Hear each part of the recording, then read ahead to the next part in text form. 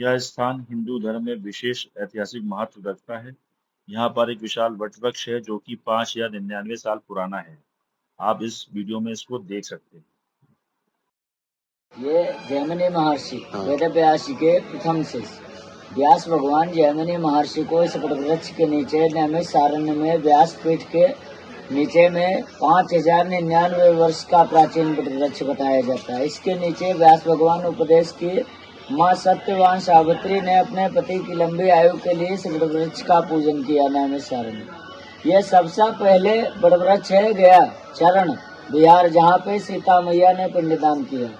दूसरा वृक्ष नैमिषारण्य में है जहाँ पे व्यास भगवान उपदेश किए। तीसरा वृक्ष प्रयागराज में है जहाँ पे कागभुसुंडी गार्गे जी संवाद किए किले में। चौथा वृक्ष शुक्रताल में है जहाँ सुखदेव भगवान ने राजा परीक्षित को भागवत सुनाई, जो ने उनको डसा है। उस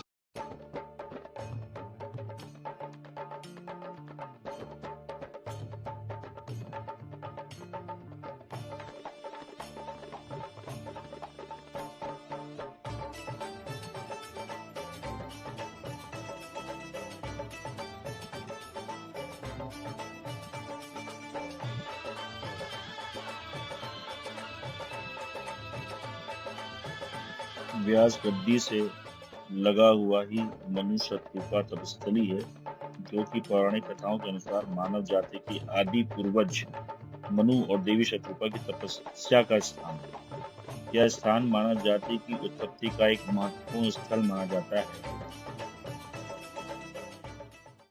हमारी यात्रा का अगला पड़ाव हनुमानगढ़ी है, जो कि नैमिषारण्य में ही स्थित भगवान हनुमान को समर्पित एक प्राचीन मंदिर है, जो रामायण की एक महत्वपूर्ण घटना से जुड़ा हुआ है, जहां हनुमान ने राक्षस रावण से राम और लक्ष्मण को बचाया था। और ऐसा माना जाता है कि यह मंदिर वह स्थान है जहां हनुमान जी अपने कंधों पर राजकुमारों को लेकर पाताल लोक से निकले थे। बाद में द्वापर युग के दौरान पांडवों ने यहाँ ध्यान किया और हनुमान जी से आशीर्वाद प्राप्त करके उनके सम्मान में इस मंदिर का निर्माण कराया।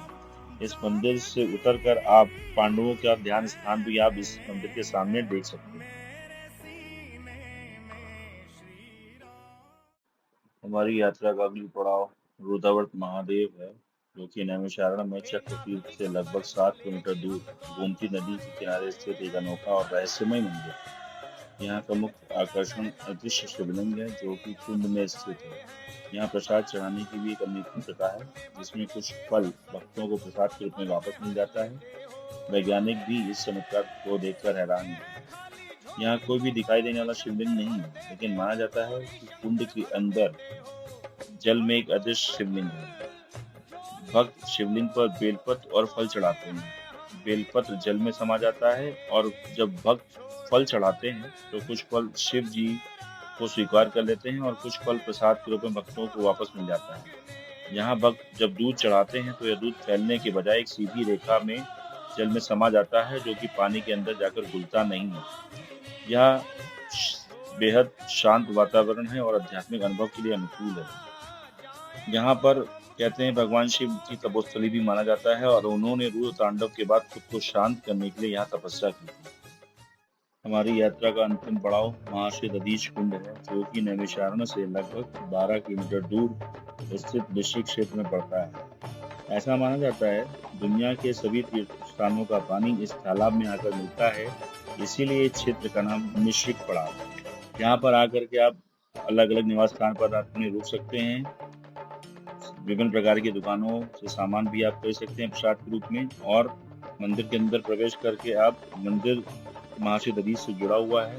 यहाँ पर आकर के आप मंदिर को देख सकते हैं, भव्य उसकी वास्तुकला के दर्शन प्राप्त कर सकते हैं। और उसी के बगल में स्थित है दधीच कुंड।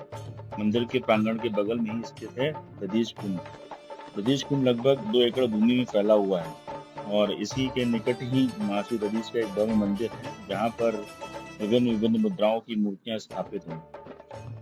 कहा जाता है कि महर्षि दधीच ने वृत्रासुर को मारने के लिए देवताओं को वज्र प्रदान करने के लिए अपनी हड्डियां दान की थी, अपनी अस्थियों का दान किया था। महर्षि दधीच एक महान तपस्वी, वेदों और शास्त्रों के ज्ञाता और परोपकारी ऋषि माने जाते हैं। ऐसा माना जाता है कि वे ऋषि अथर्व और माता शांति के पुत्र थे। उन्होंने अपना पूरा जीवन शिव भक्ति और जन कल्याण में बिताया।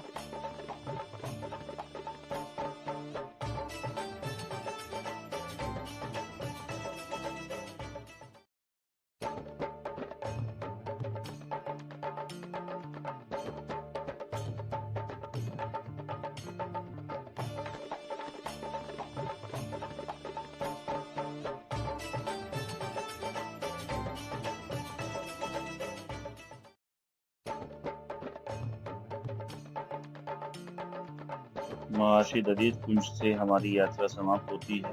उम्मीद है कि आपको ये यात्रा पसंद आई होगी। वीडियो को लाइक शेयर और सब्सक्राइब करिए। धन्यवाद।